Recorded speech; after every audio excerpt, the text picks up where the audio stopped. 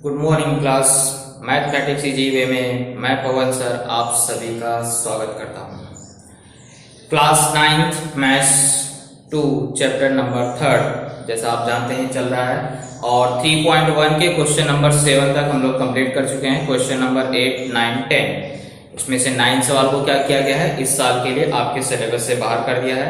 यानी कि हमारे पास 3.1 के लिए 2 सवाल बचे हैं, question number 8 and question number 10। तो क्वेश्चन नंबर 8 हम लोग क्या करेंगे, सबसे पहले करेंगे, इसके बाद क्वेश्चन नंबर 10 करेंगे। तो क्वेश्चन नंबर 8 पे जाने से पहले फिर से मैं वही बात कहूंगा कि अगर आप इस चैनल पर नए हैं तो कृपया करके इस चैनल को सब्सक्राइब करें और बेल आइकन में ऑल की बटन दबा दीजिए। Thank you. चलिए स्टार्ट करते हैं। क्वेश्चन नंबर 8 में क्या दिया है और क्या आपको सिद्ध करना है। आकृति आपके सामने बना हुआ है, ये प्रश्न में दिया गया है। इस आकृति में क्या बोला है कि ये जो रेखा AB है और ये जो रेखा CD है ये परस्पर क्या है, समांतर है। और ये जो PQ है इसकी क्या है, तिर्यक रेखा है। तो दर्ज में देखो मैंने वही लिखा है, रेखा AB समांतर रेखा CD और PQ इसकी क्या है, तिर्यक रेखा है। और ये बोला है जो ये किरण BP है, PB सॉरी वहां T है, PT जो है ये किरण जो है ये क्या कर रही है, कोण BPQ को क्या कर रही है, समद्विभाजित कर रही है। ये कोण बड़े वाले कोण को क्या कर रही है, 2 समान भागों में बांट रही है। उसी प्रकार से QT भी क्या है, कोण PQD का कोण समद्विभाजक है। कोण समद्विभाजक मतलब मैंने आपको पहले बताया कि वह किरण जो कोण को क्या करती है, 2 समान भागों में बांट देती है। कहने का मतलब ये दोनों कोण आपस में बराबर होते हैं और बड़े कोण के क्या होते हैं, आधे होते हैं। इस चीज को आपको तुरंत कोण समद्विभाजक से समझ जाना चाहिए। तो ऐसी कंडीशन में हमें बोला है कि ये जो कोण PTQ है ये 90 अंश का होगा। ये आपको क्या करना है, सिद्ध करके बताना है कि वो कोण कितने अंश का होगा, 90 अंश। सिद्ध करना है, दिया नहीं है, आपको सिद्ध करना पड़ेगा कि वो कोण क्या है, 90 अंश का है। चलिए इसी को सिद्ध करते हैं।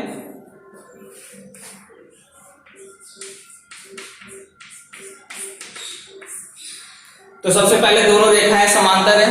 रेखाएं समांतर है तो कौन कौन से गुणधर्म लागू हो जाते हैं, संगत कोण अगर होगा तो सर्वांग सम होगा, एकांतर कोण की जोड़ी होगी तो भी सर्वांग सम होगी, और अंतः कोणों की जोड़ी अगर रहेगी तो उसका योगफल कितना होगा, 180 अंश।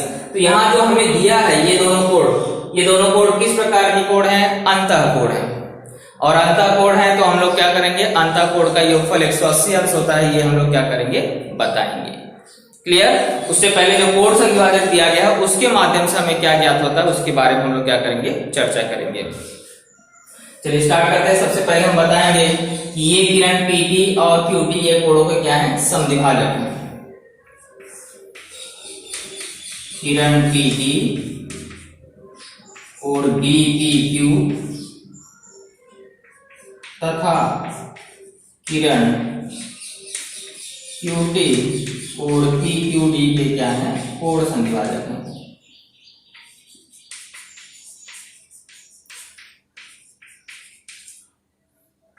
इसके माध्यम से हम लोग क्या बोल सकते हैं, ये दोनों कोण आपस में बराबर होंगे और ये दोनों कोण जो है वो बड़े कोण के क्या होंगे, आधे होंगे। बड़ा कोण मतलब समझ रहे, पूरे कोण का अगर ये 2 समान भागों में बढ़ गया तो ये वाला जो छोटा वाला कोण है ये बड़े कोण का क्या होगा, आधा होगा। अरे भाई किसी की भी अगर कोई रस्सी 10 सेंटीमीटर है उसको बीच में से काटोगे तो दोनों रस्सी की लंबाई कितनी हो जाएगी, 5 मतलब क्या हो गया, वो छोटे टुकड़े क्या हैं, बड़े के आधे हैं। तो वैसे सेम ये कोण जितने भी अंश का रहेगा ये वाला कोण उसका क्या होगा, आधा होगा। तो वही चीज को हम लोग यहाँ पे लिखेंगे। उस कोण का नाम क्या है, देखो TPQ। तो कोण TPQ बराबर होगा 1/2 कोण DPQ के। ऐसे सेम वहां वाले में भी लिखेंगे, कौन सा कोण, TQP, कोण TQP। अंदर वाले जो छोटे छोटे कोण है उसके नाम ले रहे हैं। ये वाले कोण को भी ले सकते हैं लेकिन इसकी हमें आवश्यकता पड़ेगी नहीं, इसलिए हम लोग क्या कर रहे हैं, जिसकी आवश्यकता पड़ेगी ये दोनों कोण की, इसी के लिए हम लोग बता रहे हैं। तो TQP भी क्या हो जाएगा, हाफ ऑफ एंगल, किसका, किस एंगल का हाफ होगा, TQD का। और दोनों किस कारण से, कोण समद्विभाजक प्रमेय से। क्या हमने पढ़ा है कि अगर कोई किरण किसी कोण को संविभाजित करती है तो छोटे कोणों के माप क्या होते हैं, उसके आधे होते हैं। चलिए अब इसके बाद हम लोग रेखा समांतर दिया उसको बता देंगे। तो कौन कौन सी रेखा समांतर है? ए बी समांतर है रेखा सी डी। ये जो आपने लिखा पॉइंट यह कहां से आया था? 10 से। यहाँ कारण आप 10 लिख देंगे।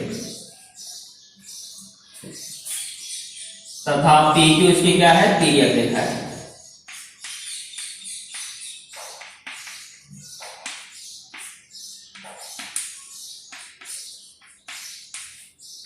कारण यहाँ पे भी क्या आ जाएगा? 10। अब अगर ये रेखाएं समांतर है तो मैंने बताया कि संगत कोण अगर बन रहा होगा तो संगत कोण की जोड़ी सर्वांग होती है। एकांतर कोण बन रहा होगा तो एकांतर कोण की जोड़ी भी सर्वांग होती है। और अंतर कोण का योगफल क्या होता है? 180 अंश होता है। तो हमें यहाँ अंतर कोण की जरूरत है, इसलिए कोण बीपीक्यू, कोण बीपीक्यू प्लस कौन सा कोण? पीक्यूडी बराबर कितना होगा? 180 अंश। कारण क्या आ जाएगा? अंतःकोण। अब हम क्या करेंगे? दोनों पक्षों में 1/2 से गुणा कर देंगे। तो half of angle BPQ plus half of angle PQD बराबर हाफ ऑफ इंटू 180। हमने क्या किया? 1/2 का गुणा किया।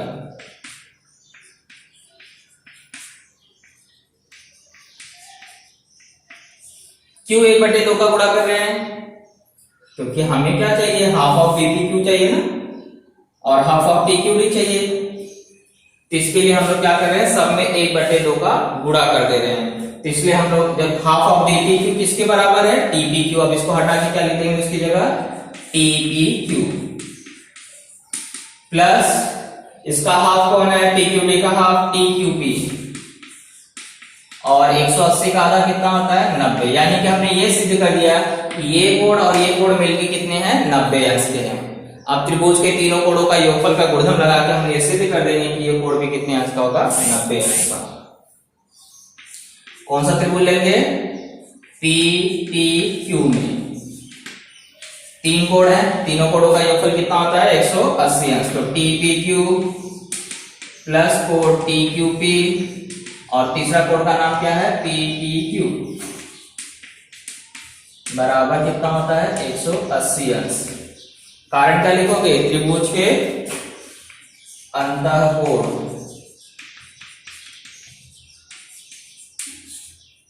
चलिए ये पूरा टोटल मिलके कितना है? 90। इसलिए इसकी जगह क्या करेंगे? क्या लिख देंगे? 90। और ये वाला कोण का मान आपको ज्ञात करना है। अब 90 यहाँ प्लस में, इधर जाएगा माइनस में। तो कोण पीपीक्यू बराबर हो जाएगा 180 अंश माइनस 90। 180 में से अगर 90 जाता है तो कितना बचता है?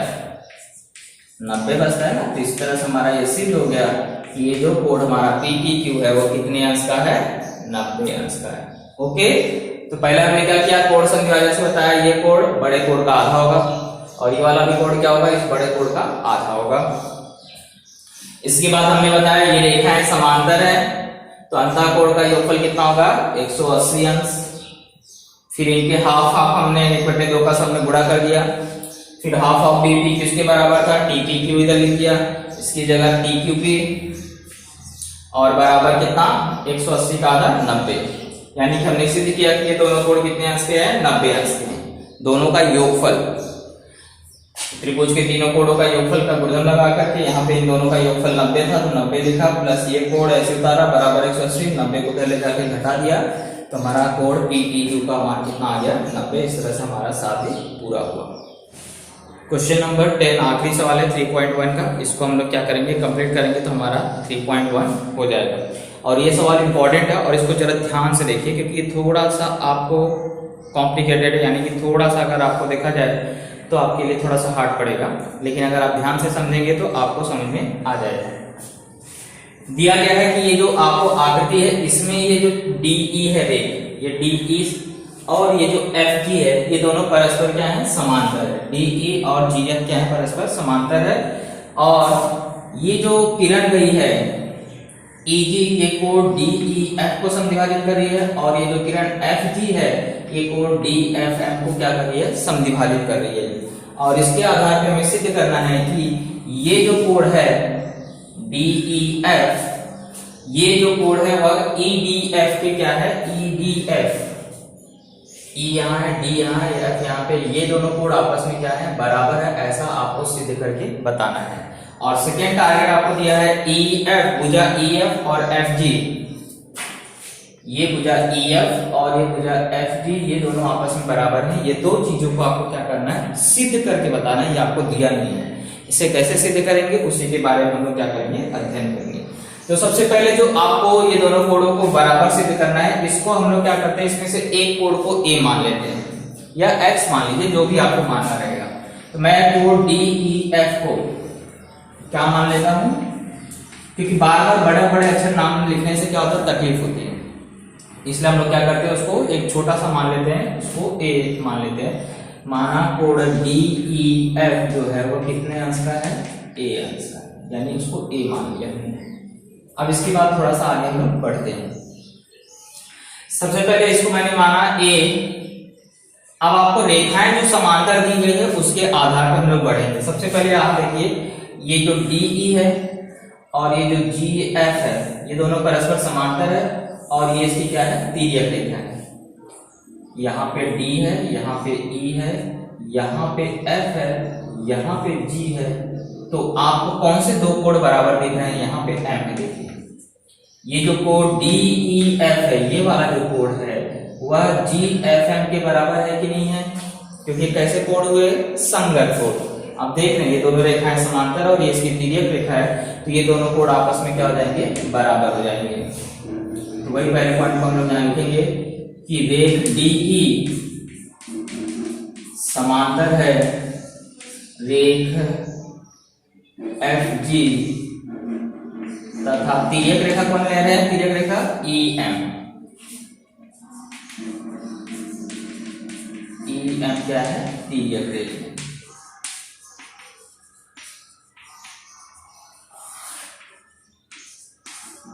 इसलिए कोड DEF बराबर हो जाएगा कोड GFM के, और इन दोनों का मान क्या आ जाएगा, A, क्योंकि मैंने इसको देखो A माना था। DEF कितने अंश का है, A, इसलिए ये दोनों बराबर कितने हो जाएंगे, A,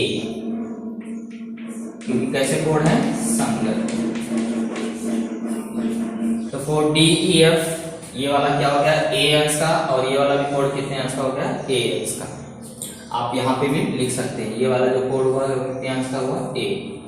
अब आप कोड संविभाजक देख रहे हैं, ये किरण क्या है, कोड संविभाजक कर रही है, यानी कि अगर ये पूरा कोड A है तो ये छोटे छोटे कोड कितने अंश हो जाएंगे, A/2 हो जाएंगे। और ये वाला जो कोड अगर A है तो ये वाला भी कोड कितने अंश का होगा, A हो जाएगा। ये अच्छी तरह से आप जानते हैं। तो उसी गुणधर्म हम क्या करेंगे, उपयोग करेंगे। ध्यान से समझिए, सबसे पहले मैंने आपको बताया इसको A माना था, तो संगत कोड के हिसाब से ये A है, तो ये भी कितना हो गया, A। अब इसके बाद हम लोग क्या करेंगे, कोड संविभाजक गुणधर्म का उपयोग कर रहे हैं, तो हम बताएंगे कि अगर ये A है तो ये वाला भी कितने अंश का होगा, A अंश का ही होगा। तो इसके लिए लिखेंगे कि रेख GF कोड DFM का कोड संविभाजक है। इसलिए कौन से दो कोड बराबर होंगे, अगर एक कोड संविभाजक है तो एक कोड DFG, एक कोड कौन सा, DFG बराबर होगा कौन से कोड के, GFM के। लेकिन ये GFM है कितने अंश का, A अंश का, तो ये भी कितना अंश का हो गया, A अंश का। तो इसलिए यहाँ पे क्या लिख देंगे, A। कारण क्या लिख देंगे, कोड संविभाजक से, यानी कि हमने ये सिद्ध किया कि ये A है तो ये वाला कोड भी कितने अंश का होगा, A अंश का। ओके, ना टारगेट पूरा हो गया। तो ये पूरा A, ये A, ये A, यानी ये तीन कोड आपस में क्या है, बराबर है। अब अगला टारगेट देखते हैं, क्योंकि हमें सिद्ध क्या करना है, ये वाला कोड अगर A है तो ये भी कितने अंश का है, A है। तो उसको कैसे सिद्ध करेंगे, उसको आपको समझना है। तो उसके लिए बस आपको क्या करना है, ये रेखाएं समांतर है।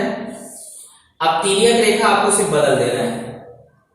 यहाँ पे कौन है, D है, यहाँ पे कौन है, E है, यहाँ पे कौन है, F है, और यहाँ पे कौन है, G है। देख रहे हैं, ये दोनों, और ये इसकी क्या हो गई तिर्यक रेखा। तो ये आप जानते हैं अगर ये रेखा समांतर है तो ये जो कोण है और ये जो कोण है ये किस प्रकार के कोण हुए, एकांतर कोण। और आप जानते हैं रेखाएं समांतर होती है तो एकांतर कोण क्या होते हैं, बराबर। तो देखो DFG कितने अंश का है, a अंश का। तो ये वाला भी कोण कितने अंश का हो जाएगा, a अंश का। तो ये a यानी दोनों कोण आपस में बराबर। तो हमारा पहला टारगेट क्या हो जाएगा, पूरा हो जाएगा। तो पांचवें पॉइंट में क्या लिखेंगे कि रेख DE समांतर है किस रेख के, FG के। तिर्यक रेखा का नाम भी लिखिए, तथा तिर्यक रेखा कौन है, DF।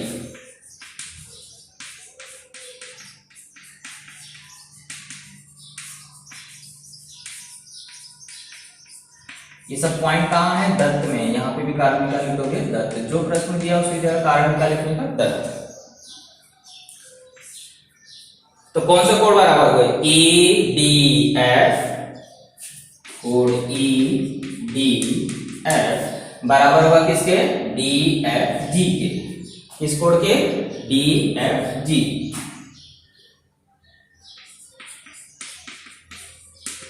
ये दोनों बराबर होकर कितने हो जाएंगे, a अंश। कैसे कोण है, एकांतर कोण। तो हमने क्या सिद्ध किया, ये कोण a है तो ये भी कोण कितने हुए, a। अब सब जगह देखो ये a यानी कि ये चारों कोण आपस में क्या हुए, बराबर हो गए। लेकिन हमें कौन से दो कोण बताने, इन दोनों कोण को। तो हमने सिद्ध कर दिया कि कोण DEF, क्योंकि देखो ये भी a है यानी कि कोण DEF बराबर हो गया किसके, EDF के। क्योंकि दोनों कोण किस तरह के हैं, a अंश के हैं। इन कथनों के माध्यम से आप देख सकते हैं DEF यहाँ पे आपको बताया गया था a अंश का है, और EDF यहाँ बताया गया है a अंश का। यानी कथन नंबर कौन का उपयोग कर रहे हैं, 2 और 6 से। तो हमारा टारगेट पहला पूरा हो गया, इसलिए कोण DEF सर्वांशम हो गया EDF। पहला पॉइंट हो गया। अब इसके बाद दूसरा हमें क्या सिद्ध करना है कि ये रेखाएं बराबर हैं, कौन सी, EF और GF। इसके लिए थोड़ा ध्यान से देखो।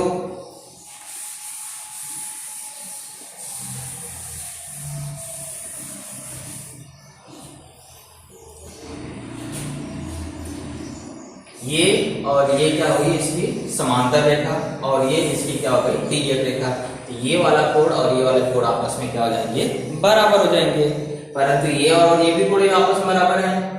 पहले इसको लिख लेते हैं। यहाँ नाम क्या है, D है, यहाँ नाम क्या है, E है, और यहाँ पे नाम क्या है, G, और यहाँ पे नाम क्या है, F।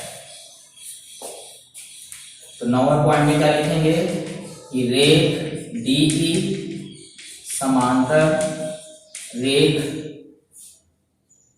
GF, तिर्यक रेखा का नाम EG।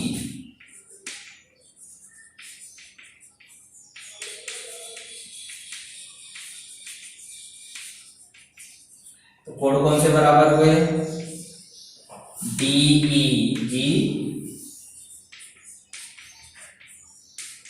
सर्वांशम हो जाएगा कोण EGF के।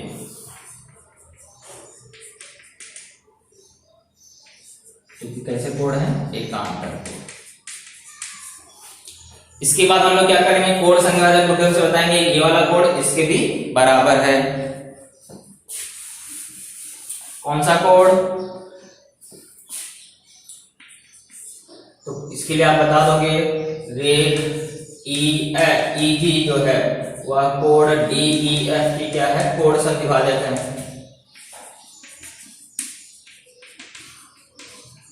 ना भाई। ये DEF है और EG इसकी क्या हो गई, तिर्यक रेखा। तो ये दोनों कोण आपस में बराबर हुए कि नहीं हुए, यहां दिखाया गया है। यही चीज हमको यहां लिखना है कि कोण DEG जो है वो बराबर हो जाएगा किसके, GEF। जो भी नाम आपने यहां लिखा है, DEG जो है वो किसके बराबर हो जाएगा, GEF।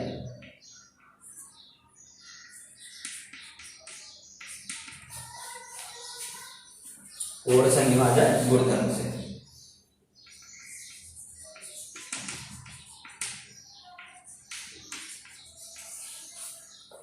संदर्भ यहाँ पे पहले हमने बताया कि ये कोण और ये कोण एकांतर कोण है तो आपस में बराबर हो गए। अब ये कोण संधिभाजक है तो ये दोनों कोण भी आपस में बराबर हो गए। कौन सा? ये वाला कोण और ये वाला कोण, यही यहाँ पे हमने लिखा है। इसका मतलब आप क्या समझे कि ये कोण आपस में बराबर है और ये वाला कोण इसके बराबर है, तो इसका मतलब ये दोनों कोण भी आपस में क्या हो गए? बराबर हुए कि नहीं हुए? तो वही चीज को यहाँ पे हम अब तुलना करेंगे। देखो DEG EGF और DEG GEF, यानी कथन नंबर 10 और 12 का देखा जाए तो बायां पक्ष क्या है? बराबर है। बायां पक्ष क्या है? बराबर है, तो दाएं पक्ष भी आपस में क्या हो जाएंगे? बराबर। तो इसलिए कोण EGF सर्वांशम हो जाएगा कोण GEF के। कथन नंबर किसका उपयोग किया? 10 और 12।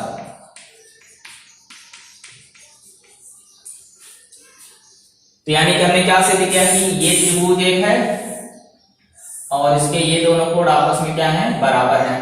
तो आपने पढ़ा होगा कि अगर किसी त्रिभुज के दो कोण बराबर होते हैं तो उसके सामने वाली भुजाएं भी क्या होती हैं? आपस में बराबर होती है। इसलिए ये भुजा और ये भुजा आपस में क्या हो जाएगी? बराबर हो जाएगी। ये प्रमेय है। किसी भी समद्विबाहु त्रिभुज के दो कोण अगर बराबर, समद्विबाहु त्रिभुज मतलब दो कोण बराबर है, तो उसके सम्मुख कोण भी क्या होते हैं? सर्वांगसम होते हैं। तो ये दोनों कोण बराबर है, यानी ये कोण के सामने वाली भुजा कौन थी? F थी। सर्वांगसम हो जाएगा रेख। ये वाले कोण के सामने कौन सी भुजा है? EF। समद्विबाहु त्रिभुज के प्रमेय से। पूरा सेंटेंस आप लिख लीजिए। इस तरह से हमारा दोनों टारगेट क्या हुआ? पूरा हुआ। ये सवाल थोड़ा सा आपको मैंने बताया कॉम्प्लिकेटेड था, लेकिन अगर स्टेप वाइज आप समझेंगे तो आपको आसान लगेगा।